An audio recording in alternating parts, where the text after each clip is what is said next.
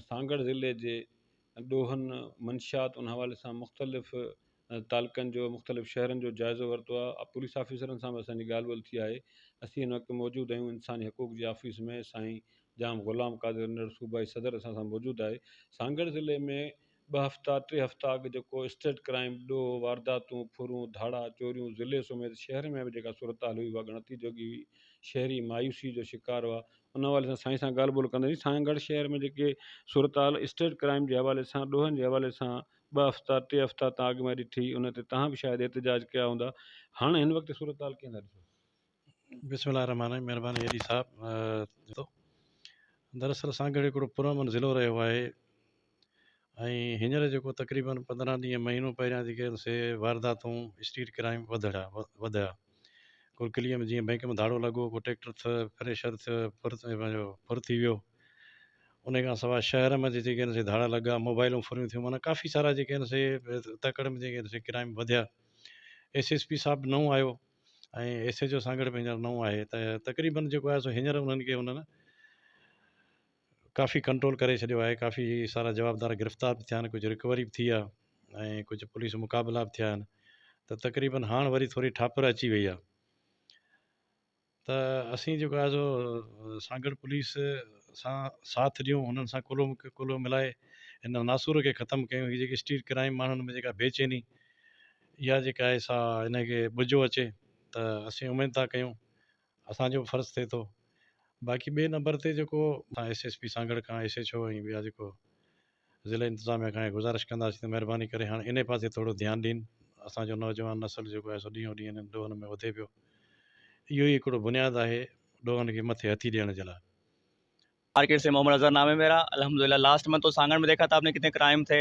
Market की condition भी अब तो सही नहीं, जब से सर ने चार्ज संभाला है माशाल्लाह हम लोग मार्केट में मुकम्मल सेटिस्फाई इस चीज़ से ना।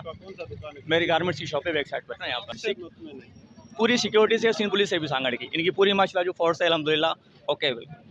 रहीम, जब से एजाज शेख साहब आए और हमने मार्केट की सूरत हाल को SSP सांगड़ जनाब एजाज शेख साहब से डिस्कस किया तो सांगड़ के 6 तालुकों में अंजुमन ताजरान के ताउन से और पुलिस के ताउन से सिक्योरिटी कैंप लगाए गए और 6 तालुकों की हमारी यह सूरत हाल है कि इस दफ़ा छीना झपटी की वारदात नहीं हुई और जो मार्केट के अंदर फ्राडियाँ आ जाते हैं, दुकानों से सामान उठा के लेके जाते हैं, उनकी भी वारदातें नहीं सामने आई। सिक्योरिटी की सूरत हाल अल्हम्दुलिल्लाह बहुत बेहतर थी पिछले सालों की निस्बत इस दफ़ा, और अल्हम्दुलिल्लाह आज भी अभी तक हमें मार्केटों से कोई ऐसी शिकायत सुनने में नहीं मिली कि जो छीना झपटी की वारदात हो या चोरी की ऐसी कोई वारदात मार्केट में सामने आए। पुलिस का और अंजुमन ताजरान का तावन अल्हम्दुलिल्लाह हमेशा रहा है और आगे भी अंजुमन ताजरान और पुलिस का तावन मार्केटों के हवाले से चलता रहेगा।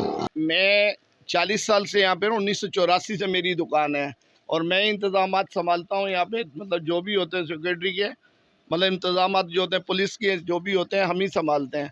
पर 30 साल 40 साल से जो हमारे इंतज़ामात थे उसमें बदअमनी भी होती थी, चोरियाँ भी होती थी, लेडीज़ के पर्स तक काट लिए जाते थे और मतलब आवारा लोग बहुत आते थे।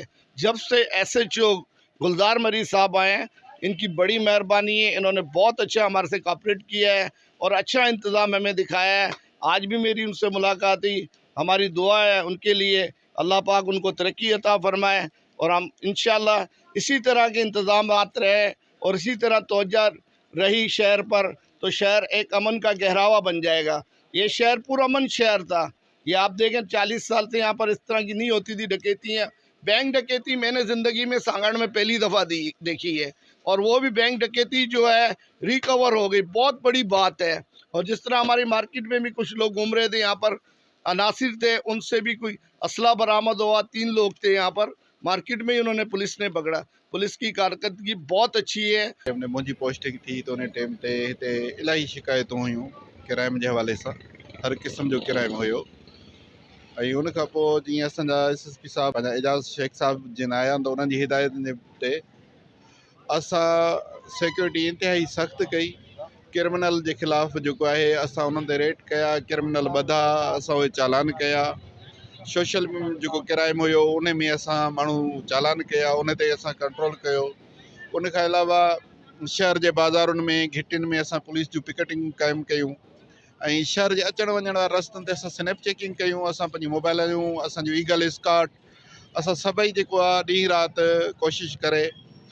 ऐं हींअर अल्हम्दुलिल्लाह अव्हां जे साम्हूं आहे सागड़ शहर जी सूरत हाल अमन अमान जे हवाले सां। इंशाअल्लाह ताला अलाह ताला मां पूरो उमीद आहियूं त हीअ बि पुरअमन तरीक़े सां गुज़री वेंदा।